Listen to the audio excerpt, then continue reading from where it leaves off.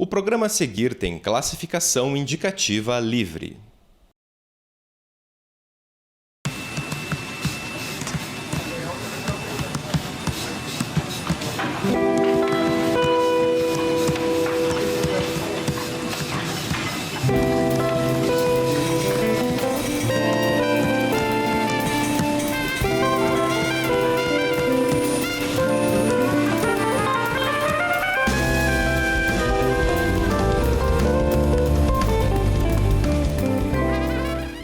Olá, está começando mais um Sobre a Mídia, o programa que debate o jornalismo e a comunicação no Paraná e no Brasil.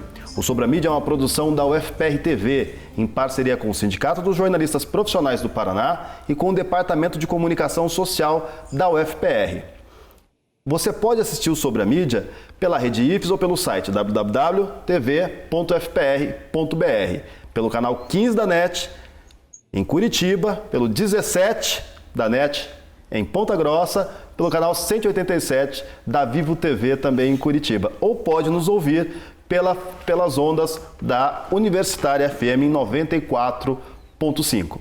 Eu sou Mário Message Júnior, jornalista e professor da UFPR, e trago aqui na UFPR TV toda semana um tema, uma cobertura relacionada à comunicação ou jornalismo para a gente discutir com os nossos convidados e comentaristas. Hoje o nosso tema é o jornalismo cultural.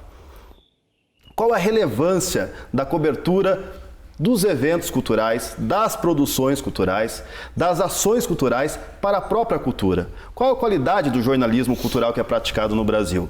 Para discutir esse tema comigo aqui no estúdio, à minha esquerda, está o músico Ulisses Galeto, que é doutor em História pela Universidade Federal do Paraná, discutiu na sua tese Políticas Públicas para a Área Cultural. É músico há 22 anos, faz parte do grupo Fato, que lançou recentemente o sétimo e seu último álbum, né? Ulisses, muito obrigado pela sua participação aqui no estúdio. Também é professor da FAP hoje, né, Ulisses? Muito obrigado pela participação. Obrigado a vocês. E também pelo Skype, de Ponta Grossa, o professor de jornalismo da UEPG, Sérgio Gadini, que escreveu a tese Interesses Cruzados, a produção do jornalismo da cultura no jornalismo cultural brasileiro. Gadini, muito obrigado pela sua participação aí à distância, pelo Skype. Obrigado pelo convite, é uma satisfação estar aqui com vocês. O jornalismo cultural impacta diretamente na própria cultura. A qualidade do jornalismo também acaba se refletindo na qualidade da produção cultural, na diversidade cultural, no estímulo à regionalização da cultura. Portanto, o jornalismo cultural não tem apenas a responsabilidade de direcionar os públicos, mas ele tem um papel fundamental para a própria cultura. E por isso ele não é um jornalismo menos relevante. A cultura faz parte dos direitos fundamentais do cidadão. E se o jornalismo está comprometido com os direitos fundamentais do cidadão, a qualidade da cobertura cultural também é um papel político fundamental do jornalismo. Qual é o grau da qualidade do jornalismo cultural hoje? Ele cumpre a contento o seu papel? O quanto ele está subordinado a interesses que são comerciais ou ao interesse da população de fato? O quanto ele contribui para a própria cultura? Esses são alguns temas que a gente vai discutir hoje aqui no Sobre a Mídia. Eu queria começar com o Gadini lá à distância. Gadini, você escreveu uma tese que relaciona jornalismo e cultura. Qual a sua avaliação sobre a qualidade do jornalismo cultural no Brasil? Eu vou recuperar rapidamente alguns aspectos históricos para compreender de que forma se constrói essa cobertura cultural no Brasil. Depois dos anos 50, basicamente na metade da década, o jornalismo brasileiro começa a estruturar os impressos com uma editoria específica de cultura com um fôlego maior, com mais espaço. É a cultura que nós denominamos de cadernização dos jornais, que começa com o Jornal do Brasil em 56, depois passa em São Paulo, Porto Alegre, Belo Horizonte. Começa na reforma do JB. Começa na reforma do JB. Exato. É o chamado segundo caderno, caderno B e tal, né?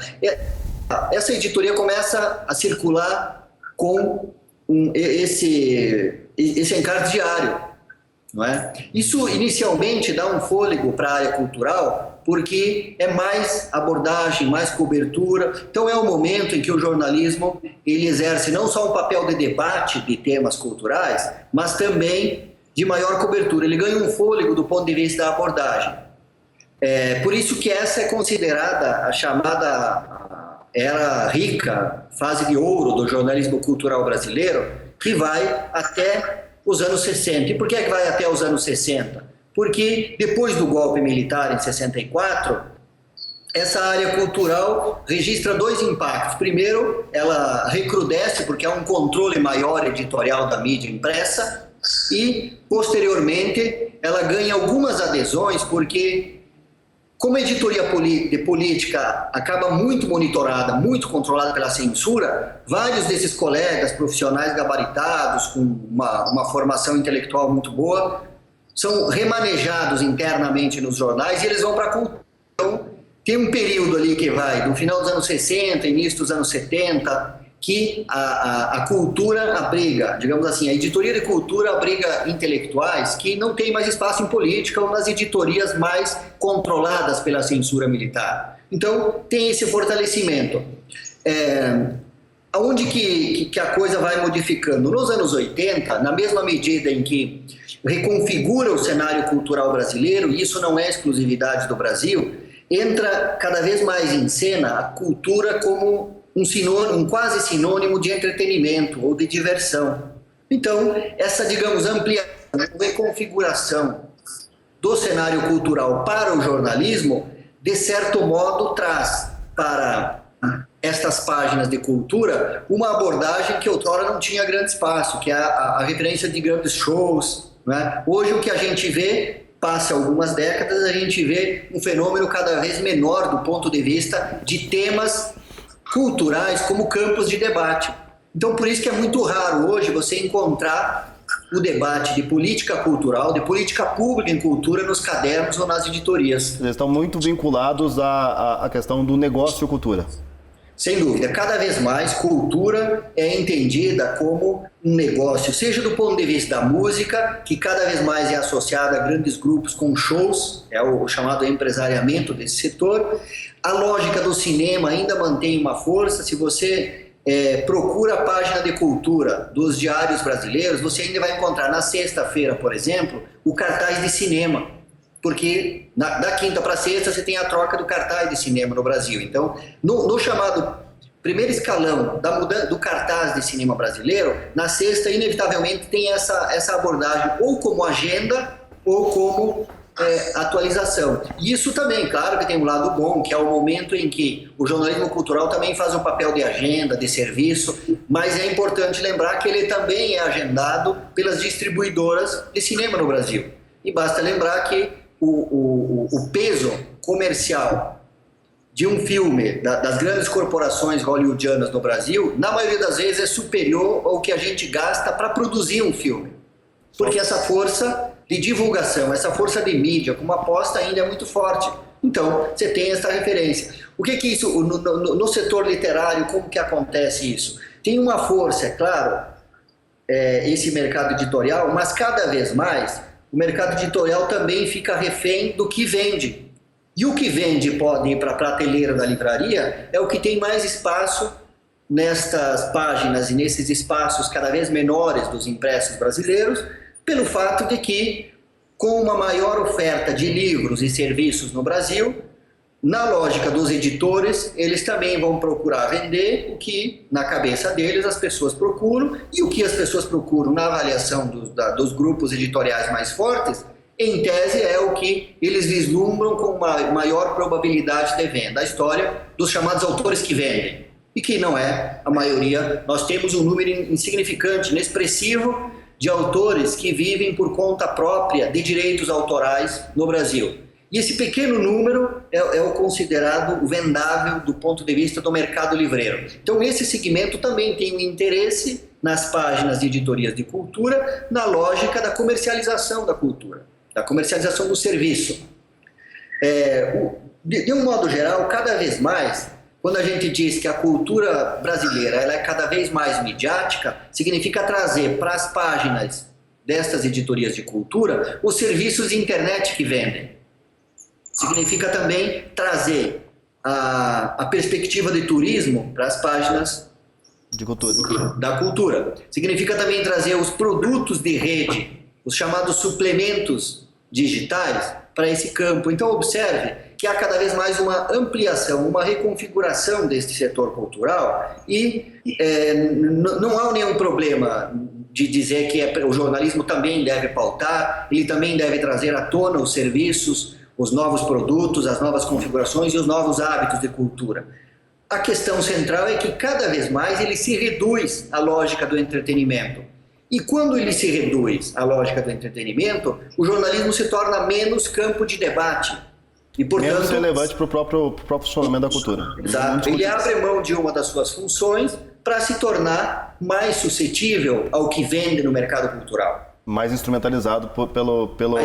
Exato. É o momento em que o comércio cultural, o chamado setor vendável, o que pode vender ou que vislumbra alguma vantagem, ele vai lá e foca em uma grande feira de livro, vai lá e foca em um grande segmento de shows que vende. Então, por isso que o jornalismo cultural também, de algum modo, vai ficando refém desse chamado complexo de industrialização da cultura. Tem um outro aspecto, Mário, que é importante no jornalismo cultural, que é o chamado televisionamento da mídia impressa em cultura. Cada vez mais, tem um período no Brasil que vai...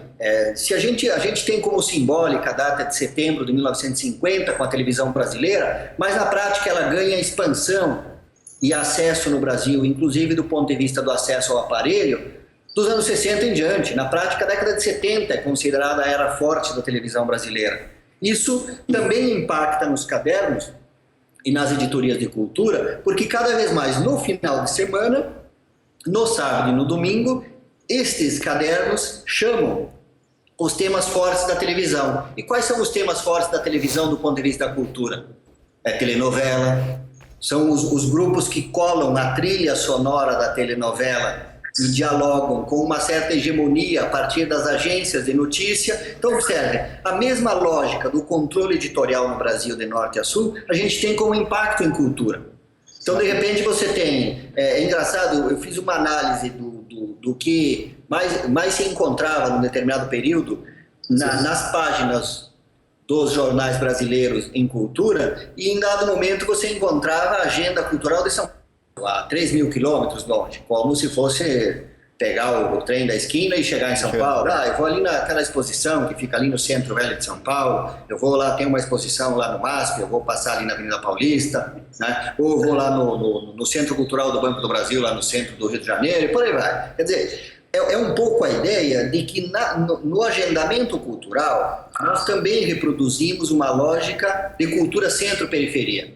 E isso também é um vício reproduzido nas próprias escolas de jornalismo. Aí a gente tem que fazer essa autocrítica, porque ao invés de buscar estratégia de fortalecer grupos, ações e atividades nas cidades médias brasileiras, a gente acaba, do ponto de vista editorial, reproduzindo conteúdos que vêm das agências. Aderindo aos conteúdos comerciais. Que é mais barato.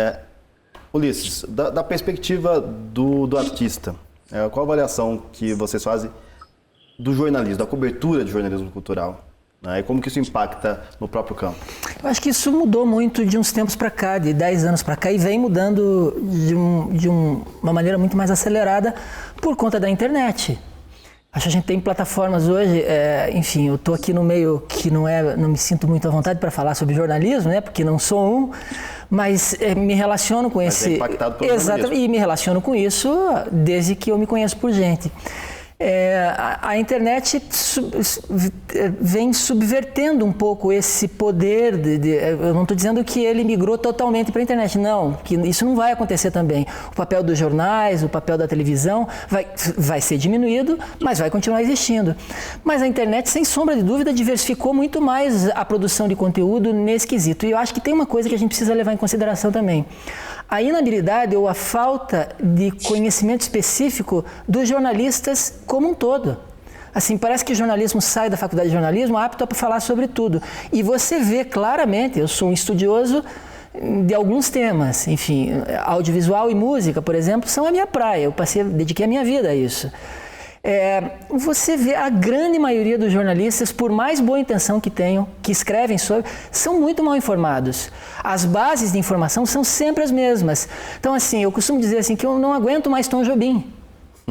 Eu não aguento mais Pixinguinha. Daí fala, mas você não gosta de Tom Jobim? Não, não é isso. Eu me formei com esses caras. Esses caras me deram tudo. Eu sou um misto do que eles eram, porque eu absorvi tudo que eu pude deles. Mas a gente precisa virar a página. E você conversa com os jornalistas, de um modo geral, eles são muito mal informados do que acontece no Brasil. Falo isso com uma certa propriedade, porque tem um programa numa rádio que é dedicado à música independente. Temos 4.000 discos de acervo. Os meus amigos jornalistas não conhecem 2% do que eu tenho. Eu conheço muito mais música contemporânea, popular, produzida hoje no Brasil, do que a grande maioria dos meus amigos jornalistas. Então, assim, aí você vincular isso a um vício, e claro que tem um problema de hegemonia de conteúdo que está no eixo Rio-São Paulo, uma questão, enfim, várias questões que não nos cabe aqui discutir, mas também tem um problema de ordem... eu acho que uma certa acomodação ou consolidação de um conhecimento que já está com data de validade vencida. Mas, sobretudo na área musical? Meu Deus, na área musical, em várias áreas. Por exemplo, na área musical. Vamos tomar o exemplo dos jornais locais aqui. Até há um espaço...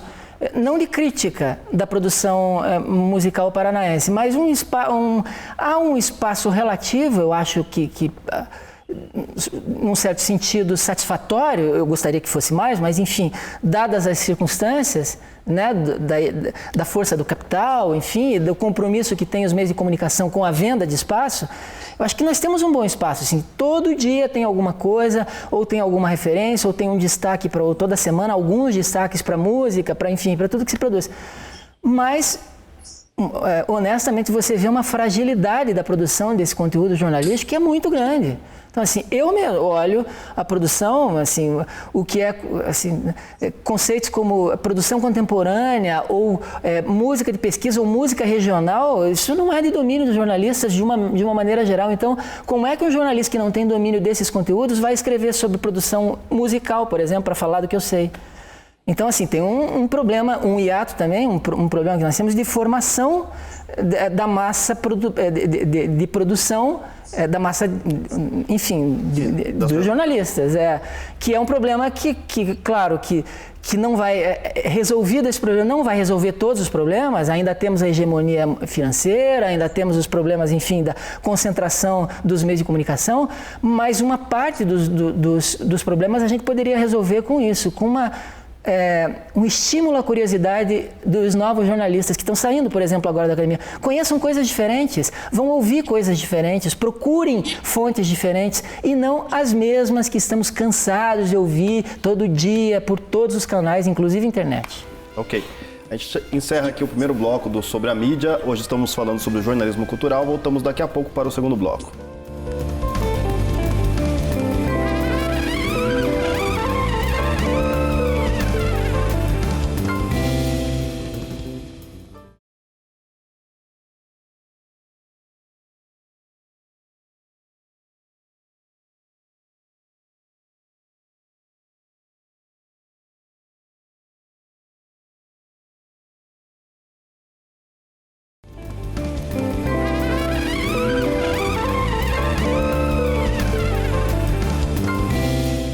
Estamos de volta para o segundo bloco do Sobre a Mídia. Hoje estamos falando sobre jornalismo cultural com o músico Ulisses Galeto, também professor da FAP, doutor em História, com tese na área de políticas públicas na área de cultura, e pelo Skype com o professor da UEPG, Sérgio Gadini, professor da área de jornalismo. Ulisses estava falando sobre a qualidade da cobertura jornalística. Você acha que a qualidade da cobertura jornalística tem impacto, por exemplo, na própria produção cultural? Ela atrapalha, por exemplo, a diversidade? Ela deixa de estimular a regionalização? Tem impacto no próprio funcionamento do campo cultural? Não, acho que não é tanto assim. Eu acho que hoje a facilidade de acesso à informação é muito grande. Então, assim, você tem... Outro dia eu estava, há uns 3 meses, mais ou menos, eu estava conversando com uma pessoa, enfim, uma sexta-feira, a gente, num grupo de pessoas, e aí esse grupo de pessoas se resumiu a 3 pessoas discutindo sobre um tema específico de produções artísticas regionalizadas, num conteúdo específico. Pois bem, isso era uma sexta-feira. Sábado à noite eu estava procurando uma coisa no YouTube relacionada a um outro assunto e caí num vídeo postado há algumas horas em Bangladesh, que dizia a mesma coisa que nós estávamos discutindo na mesa. O Canclini, que é um pensador argentino, que, enfim, que tem uma obra maravilhosa voltada para produções artísticas e culturais em grandes centros urbanos, são 3 o que eu usei na minha tese: o Canclini, o Jean-Pierre Varnier, que é um francês, e um brasileiro, que é o Renato Ortiz. Ele tem uma historinha que ele fala, ele é argentino e fez a vida acadêmica dele na Cidade do México. E uma vez ele foi para um congresso em Londres e ele estava com vontade de comer comida indiana. Foi num restaurante de comida indiana. O chefe era espanhol, então era um argentino que fez a vida no México, na Cidade do México, que estava em Londres, que foi comer comida indiana feita por um chefe espanhol. Então, assim, é nesse mundo que nós vivemos, na diversidade de informação. Eu não acho que a imprensa cultural, ou o jornalismo cultural, tem tanto poder assim, porque, como diz o Jean-Pierre Varnier, a humanidade é uma máquina de produzir. E é uma máquina de produzir diferenças. A humanidade não cessa de produzir, de inventar. O que eu acho que o jornalismo cultural, a responsabilidade que eu acho que ele tem, é no sentido de promover a diversidade a um nicho que a gente podia chamar de classe média de produção e de consumo. Isso não existe no Brasil, isso existe na Europa e existe nos Estados Unidos. O jornalismo artístico e cultural poderia contribuir para alçar a diversidade da produção artística e cultural que existe, independente de jornalismo. Existe e frutífera como nunca, mas alçar essa produção a um nicho de consumo. Eu não tenho medo da palavra consumo, porque se não vivêssemos num país ideal, onde não houvesse o capitalismo imperial e não sei o quê, não haveria escambo. Ainda assim haveria formas de troca, formas monetárias de troca. Então, assim, um nicho de consumo mediano para essa produção, para essa diversidade de produção que existe. Nisso o jornalismo cultural poderia ajudar. Tem responsabilidade. Nisso tem. Gadini, sobre o tema da diversidade cultural e o papel do jornalismo nisso, na promoção da diversidade e o tamanho do peso do jornalismo no jogo hoje cultural. Deixa eu só, o Ulisses tocou num ponto que é central aí, que é a nossa dificuldade nas escolas de jornalismo de formar profissionais com sensibilidade para perceber esses hibridismos, tanto de gênero, de formato, de temas, bem oportuníssimo isso.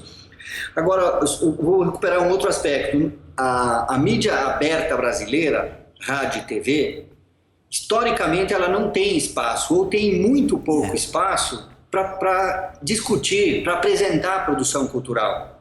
Aqui em Ponta Grossa, por exemplo, nós temos aí dezenas, se não chega a mais de 100 bandas locais, dos mais diversos gêneros, subgêneros, experimentações. Só tem 2 espaços na cidade, além dos bares onde você pode girar, apresentar. Nós temos um programa permanente que chama Sexta 6, que as novas bandas podem se inscrever, ir lá apresentar o som. E aí tem o festival, que também tem uma espécie de palco paralelo. Fora isso, do ponto de vista da política pública local, você tem muito pouco, ou quase nada. Então, sobra o que é que os meninos e meninas que têm bandas querem, no fundo? Eles também querem alguma visibilidade que a rede, por mais que aí ela abre esse espaço, se você não entra em um circuito integrado, é muito difícil. Então, por exemplo, eu lembro aqui de 2 grupos de músicos locais que migraram, foram para São Paulo para gravar CD. Entende? Que é um pouco também a expectativa de que em nível local satura essa oferta, também porque há talvez um subaproveitamento das redes do ponto de vista de divulgação. Agora, Ulisses, só uma outra observação. Nós temos uma pluralidade de Brasil riquíssima, que é bem o que se apontou. Isso aí gira muito pouco ainda. É claro que na rede eu tenho como rastrear, que é o que você deu o exemplo ali, eu vou no YouTube, posso descobrir, né, eu posso ouvir na Amazônia. Quando eu fui para Manaus, eu descobri uma MPA, Música Popular da Amazônia, que é uma variação própria local. Depois eu descobri, passando pelo Espírito Santo, que tinha uma adaptação do Congo Pop, né? E por aí vai. Quer dizer, aonde você vai no Brasil, nós temos riquezas musicais fantásticas, mas elas têm um circuito muito pequeno de giro. E quando você pensa em 204 milhões de pessoas, um número insignificante. Então, o que você muito bem aponta não é exclusivo. O jornalista, nesse sentido, ele é, de alguma maneira, resultado de um processo coletivo de exclusão histórica, que aí também está nas escolas. Então, veja, se um grupo de meninos e meninas quer projeção musical, se eles não entrarem no esquemão que passa do jabá ao programa de auditório, que a gravadora faz o meio campo, ele vai encontrar as mesmas dificuldades, mesmo na época das redes abertas. Então, são problemas que não são exclusivos do jornalismo. Agora, onde é que aperta o sapato, a chinela, como diz o povo lá no interior do Rio Grande, onde eu nasci? Onde aperta a chinela? Aperta quando você encontra os bloqueios dos grandes grupos mesmo. E aí os grandes grupos, ainda que a era da internet abriu um bocado, eles operam nas mesmas lojas. É isso aí. Né? Não tem mais loja de CD, mas tem faixa e produto à venda na internet que você pode comprar. Mas a mesma dificuldade que nós temos em música, nós temos lá em livro também. Mas acho que também tem um problema adicional com o fato, com a falta de um pouco de tino, de faro dos jornalistas para ir atrás do que é inovador, do que é novo em termos de pauta, inclusive. Dessa produção nova. Sem dúvida, é muito difícil. Até o ano passado, nós temos um programa aqui na escola que chama Crítica de Mídia. É um programa semanal que os estudantes fazem em uma disciplina e o grande desafio é encontrar produtos locais de arte e cultura nos mais diversos aspectos. E não só arte num sentido clássico das 7 expressões, mas todas as mais diversas variações que envolvem desde comportamento, hábito, consumo, a ideia de espaço. Né? Esse programa chama Crítica de Ponta. É possível encontrar algumas versões e a gente também roda na TV comunitária. Qual que é a grande dificuldade? A parte mais difícil de trabalhar não é fazer o programa, isso é fácil, porque é agradável, quando você começa, eu pelo menos me encanto, milito nessa área, né? Então pensar um programa semanal com isso é fácil, e a gente dá uma versão televisiva para o programa, né? De 15 minutos e tal. A parte mais difícil é convencer e conversar com os estudantes de que a gente tem que encontrar expressões regionais na cidade. E uma cidade de 350 mil habitantes, se as pessoas não estiverem experimentando alguma coisa diferente nos diversos bairros que tem, a gente continua reproduzindo os vícios de circulação, de espaço, encontra um circuito muito pequeno de usuários e consumidores culturais e tal. Então, essa parte é muito difícil, porque na universidade, por mais que a gente vislumbre um público relativamente seleto, ainda é um público muito desinformado, porque é parte de uma realidade nacional. Não tem muita vantagem aí nesse sentido. Então a gente também enfrenta as mesmas dificuldades. É claro que a vantagem de quem entra, principalmente em uma universidade pública, tem essa possibilidade de, por estar um tempo maior na universidade, exercitar, andar, correr mais nos espaços culturais. E é um momento em que o tempo da universidade é riquíssimo nesse sentido. Não é? Mas ainda assim nós estamos falando de uma pequena faixa de público. Você acha que... Vou perguntar para o Ulisses primeiro, depois quero saber a sua opinião. Você acha que essas novas tecnologias, né, a possibilidade de você subir um material no SoundCloud, né, a distribuição mais fácil pela rede, ou seja, de certa forma o artista hoje tem acesso a um público amplo, ainda que ele possa não ser consumido pelo público amplo. Isso está produzindo uma mudança estrutural na cultura, a ponto, por exemplo, de você vislumbrar uma perda de poder, de relevância dos instrumentos tradicionais, das gravadoras, por exemplo, dos programas de televisão, das emissoras de rádio, todo o aparato que compõe essa indústria que distribui cultura. Esse aparato está passando por uma mudança muito sensível, que pode estar num processo de crise, de redefinição de papéis? Vou dizer uma coisa para você, Mário. Quando eu estava... Você é otimista ou é pessimista com esse quadro? Não, eu sou realista. Quando eu estava... O doutorado mudou a minha vida em relação a muita coisa. Até o mestrado, não.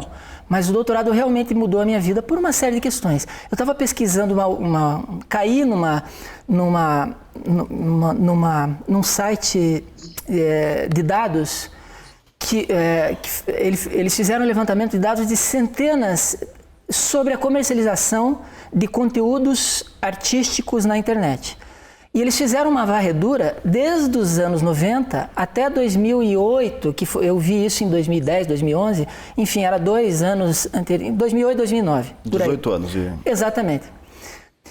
A concentração de visitas visualizadas nos sites do Sting e da Madonna está na mesma proporção do que a concentração de vendas que a gente tinha na época analógica.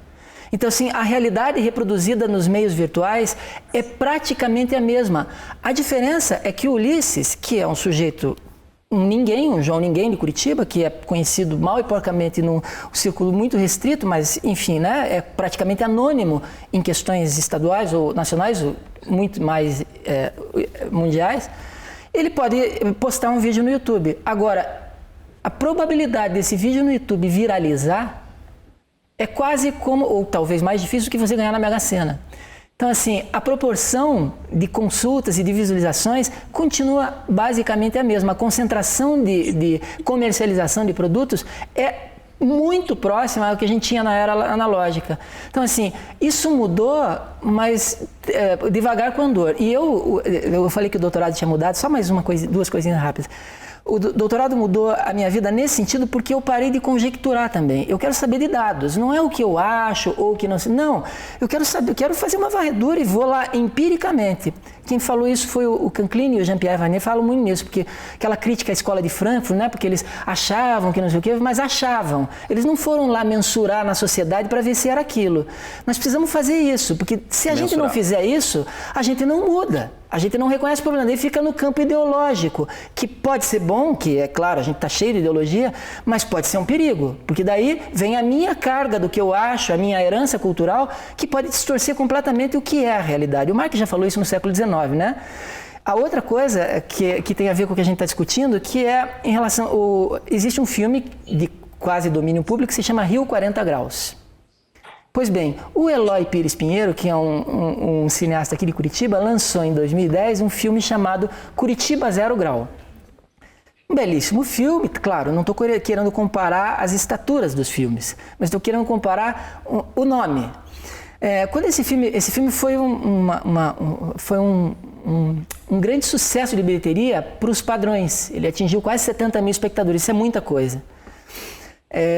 Quando ele foi ser lançado no Rio de Janeiro e em São Paulo, eu falei eu conheço alguns jornalistas lá e liguei para um deles. A primeira coisa que o jornalista me disse foi: mas esse nome não é bom. Eu falei: mas por quê? Ele falou: Curitiba Zero Grau. Eu falei: Rio 40 Graus é bom. Sim. E Curitiba Zero Grau não é. Eu entendo isso. Eu entendo isso porque eu sou historiador.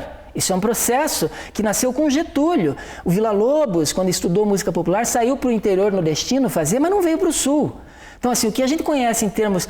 Nós, sulistas, quando a gente fala, paranaense, quando música popular, a gente se refere à música do Nordeste e à música do Rio de Janeiro, porque a gente não conhece. Então, assim, é um processo histórico que tem 80 anos. Para a gente mudar isso, o Rio foi capital brasileira, a capital econômica sempre foi São Paulo, enfim, tudo isso gera alguma coisa, que é o que temos. Concentração de informação, predominância cultural. A nossa grande tarefa é mudar isso. Mostrar para o Villa-Lobos ou para os herdeiros do Villa-Lobos que o Sul, São Paulo, o Acre, o Oeste do Brasil produz muita coisa boa em termos artísticos e culturais. Agora, a gente precisa dar um jeito de inserir isso no ideário do que a gente chama de Brasil, porque por enquanto estamos fora. O que é brasileiro é tropical e é o que passa pelo eixo Rio-São Paulo. Eu entendo isso, mas precisamos mudar isso. Eu vou querer saber a opinião do Gadini sobre isso, mas no terceiro bloco, Gadini, porque a gente está encerrando o segundo bloco desse sobre a mídia, hoje falando sobre jornalismo cultural. Voltamos daqui a pouco para o terceiro e último bloco.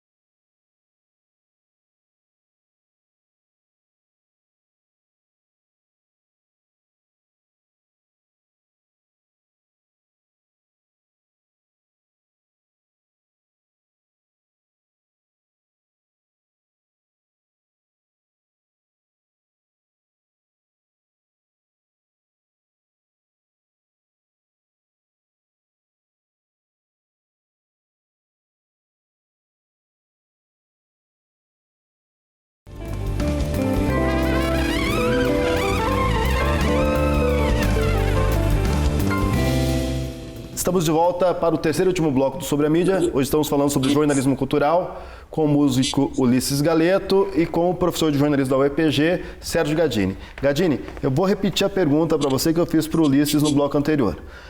As novas tecnologias, como o YouTube, SoundCloud, as possibilidades de um artista hoje, ainda que com pouca visibilidade, distribuir sua própria música, tem impactado no velho modelo de funcionamento dessa indústria que propaga, que vende cultura? Sem dúvida, Mário. Tem mudado. Inclusive, os levantamentos de hábitos e consumos culturais revelam que o Brasil é um dos países do mundo que mudou mais rapidamente se comparado aos chamados os principais estados, os principais países europeus. Tem referência aí, por exemplo, a pesquisa da Secretaria de Comunicação do Governo Federal, Hábitos de Consumo de Mídia e Cultura no Brasil, a edição de 2015, que está disponível na rede, além de mostrar lá os indicadores, por exemplo, nesse momento, de cada 2 brasileiros, 1 tem acesso à internet. Quando esse desdobra estas referências aqui, a gente vai identificar que o crescente hábito de que esse percentual brasileiro que está ligado já em rede, seja por computador de mesa convencional, seja por dispositivos móveis, tablet ou celular, ou seja também por trabalho, no período do trabalho, uma parte do dia e tal, ele já ultrapassa o período de TV aberta, de ficar na frente da TV aberta. Isso para nós é uma revolução comportamental, ainda que a gente não tenha sequer indicador para onde vai. E outra referência importantíssima remete aos indicadores de audiência. Em meados dos anos 80, nós chegamos a ter uma televisão brasileira que registrava 85% de audiência em sistema aberto, nos horários fortes da noite.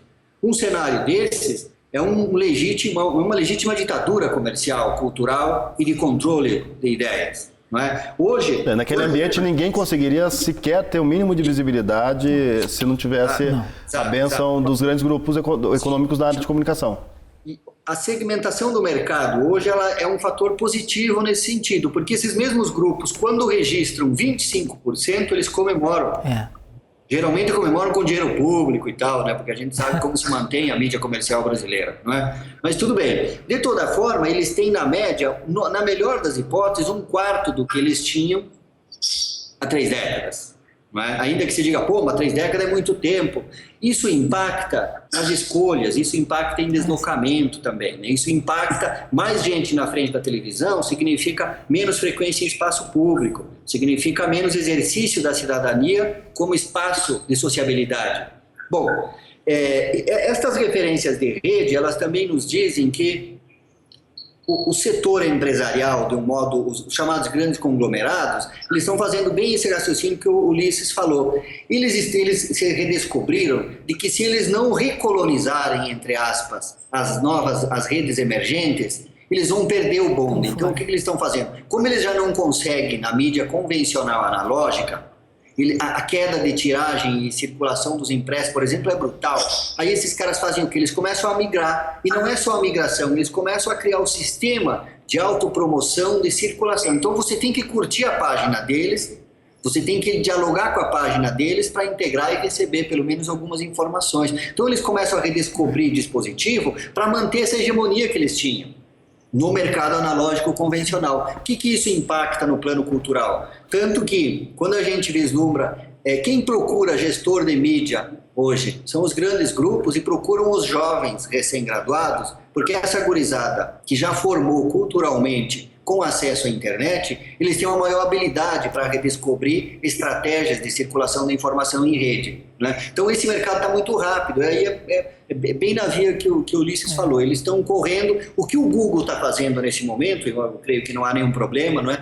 Que é vender o acesso por crédito para você acessar o banco de imagens deles, para você acessar as músicas que vão ficar disponíveis, para você acessar os filmes que eles vão disponibilizar por crédito, é a lógica das telefônicas. Então, esse mercado, ainda que no Brasil ele é experimental nesse momento, ele é uma das apostas à frente. Claro que tem a lógica dos conglomerados que entram, né? Quer dizer, assinar o Netflix e assinar um serviço pago também é a lógica da comercialização. Mas, inevitavelmente, está mais fácil, está configurando um pouco os comportamentos. E os dados da pesquisa consumo de cultura e mídia no Brasil, da SECOM, atualiza, dá um pouco esse retrato. Agora, Mário, nós temos um problema seríssimo quando a gente pensa em internet, porque boa parte das operadoras ainda vende entrega. Então ela te vende 10 ou 20 mega. E entrega nem metade.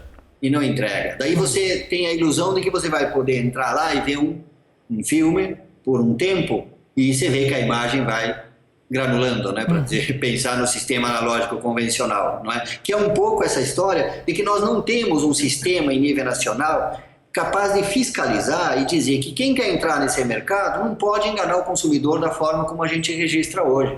Então, o sistema hoje de acesso, por mais que ele tenha barateado com o sistema por cabo ou mesmo por satélite, ele ainda amarra e condiciona parte. Então, veja, é fácil você ter banda larga 4G nas capitais brasileiras, mas eu quero ver você conseguir esse serviço de acesso para baixar material e interagir em um programa, por exemplo, se você está num município de 10 mil habitantes nesse país. Entendeu? Aí a história, quando a gente conta lá os 5.500 municípios, e a gente diz, não, mas 80% da população está concentrada em menos de 10% dessas cidades, que aí é o processo de concentração populacional. Isso impacta na redistribuição, de que nos pequenos municípios é difícil você encontrar uma operadora que vai lá e diga, não, nós vamos montar aqui uma banda larga capaz de assegurar que as pessoas tenham acesso a esse serviço. Então, nós ainda pensamos, infelizmente no Brasil ainda está se vendo o chamado usuário ou consumidor cultural meramente como consumidor e não como cidadão.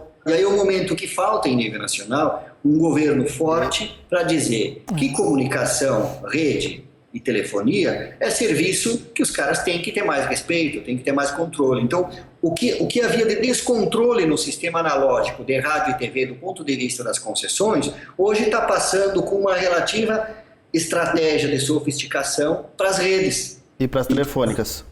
Mas hoje você tem alguns descompassos, né? Os dados de visualização no YouTube e os dados, as músicas mais ouvidas no rádio, as músicas mais ouvidas no YouTube, não são mais ou menos, não são as mesmas.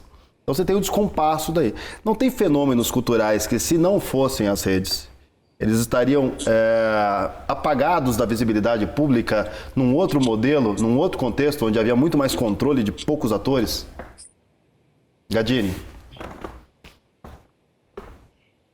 Sim, mas, Mário, há uma expectativa de que esse processo de racionalização empresarial no uso das redes, ele aumente.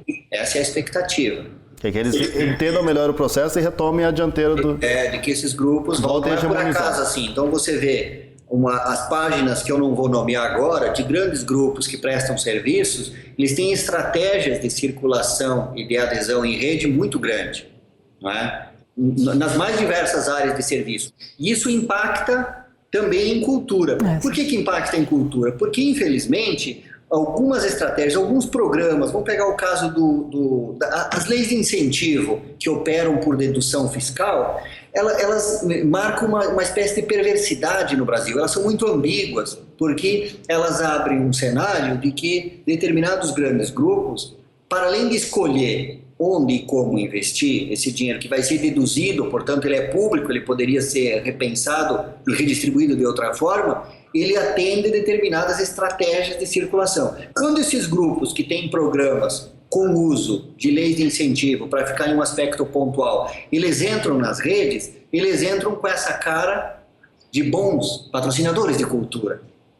Agregam um valor comercial por conta do patrocínio cultural. Tá. Então eles não se mostram assim apenas como os grupos que vendem determinado refrigerante, determinado serviço financeiro, determinada logo de banco, determinado serviço de construtor. Eles não se vendem desta forma.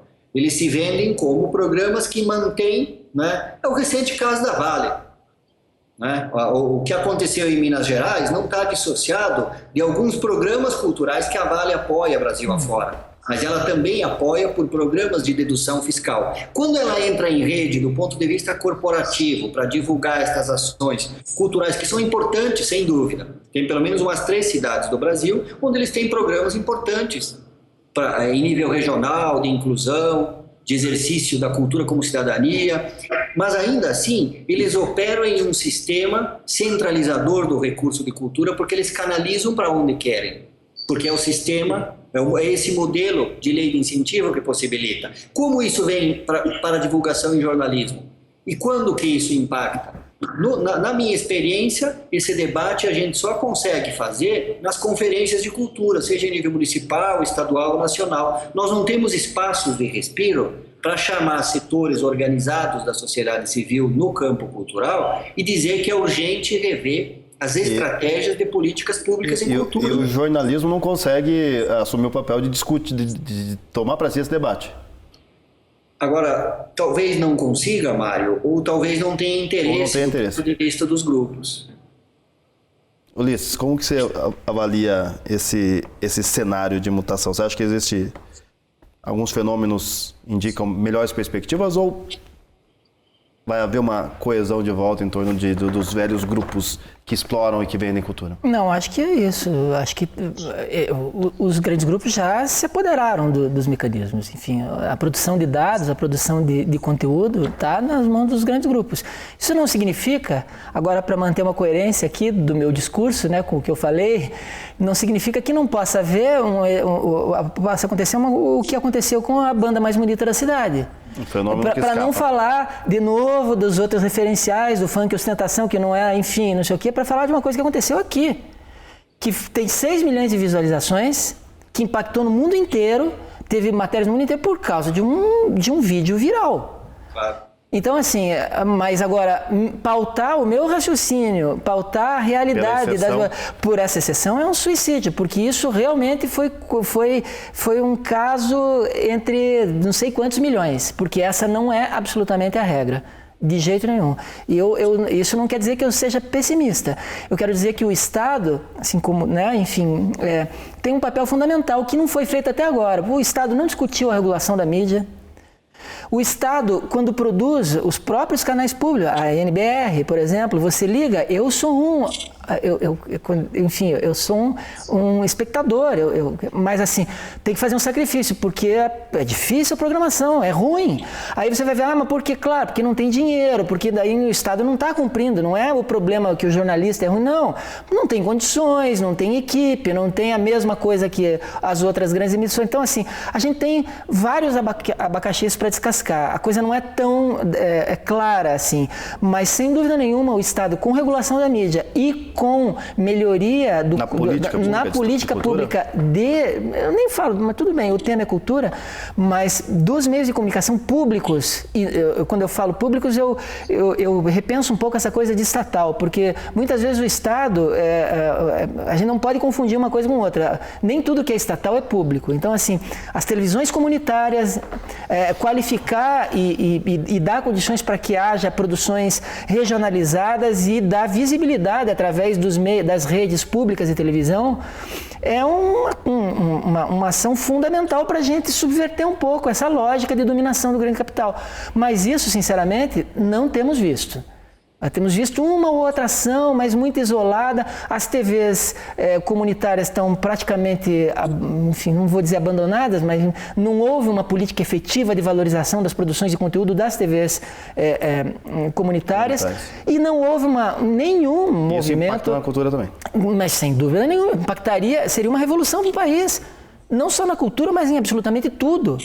E a veiculação desses, enfim, no médio e longo prazo, a veiculação desses produtos qualificados, dessa produção qualificada, através de grandes redes públicas de televisão. A gente teve uma experiência, que foi o DOC Brasil, o DOC TV, que foi um pool das redes públicas liderado pela Rede Cultura, isso faz quase 10 anos que acabou já, enfim, que foi um programa de sucesso que acabou. Enfim, o Estado tem que chamar para si a sua parcela de responsabilidade, que é muito grande para a gente poder reverter esse jogo. Mas se isso não acontecer, como não vem acontecendo, vamos perder de goleada. Lamento dizer isso. Ok, a gente está com o tempo já no limite. Eu vou pedir para o Gadini fazer breves considerações de despedida, Gadini. Bom, é isso mesmo, Mário. Obrigado por esse debate, essa oportunidade de dialogar com vocês aqui. Foi muito produtivo mesmo, uma ótima oportunidade. E só destacar que, tanto para o jornalista, o publicitário, o profissional de arte, o profissional de cultura, o profissional das expressões de cultura popular, as mais diversas variáveis ou subcampos, subsegmentos aí, é fundamental pensar que a gente só vai conseguir pensar de fato e operacionalizar expressões culturais como exercício de cidadania quando de fato a gente conseguir discutir a política de comunicação como política pública. Eu não entendo. Porque aí, como as coisas estão inevitavelmente associadas, esses temas que a gente discute aqui, eles não entram nas grandes redes. Eles não entram nas plenárias, seja em nível municipal de Câmara, Assembleia Legislativa do Estado ou Congresso Nacional. Não entram. Porque existe, e não é uma barreira invisível, é uma barreira articulada, intencional. Então é muito difícil você pegar um deputado pelo braço e dizer, vem cá, vamos pensar junto dispositivos para uma política pública de cultura, e nós estamos falando também em política de comunicação. É muito difícil, porque o modelo com que os principais partidos elegem seus representantes hoje passa por uma outra lógica. Então, são iniciativas como essas mesmo. Eu acho que um grande desafio nosso é levar esses temas, esses debates, não só para os espaços com nossas entidades da sociedade civil, mas também acentuar essas conversas e busca de alternativas nas escolas de comunicação, nas escolas de artes, nas escolas de história, humanidades, enfim. Ok, muito obrigado, Gadini. Ulisses, também, rapidamente, breves considerações finais. Não, acho que é isso. Acho que precisamos repensar muita coisa, né? O papel do Estado. E se eu tivesse que sugerir uma reforma fundamental, é claro que são muitas no Estado brasileiro, é claro que são muitas. Mas se eu tivesse esse poder e se os deuses chegassem para mim, você vai ter que escolher uma só, eu escolheria a reforma das comunicações.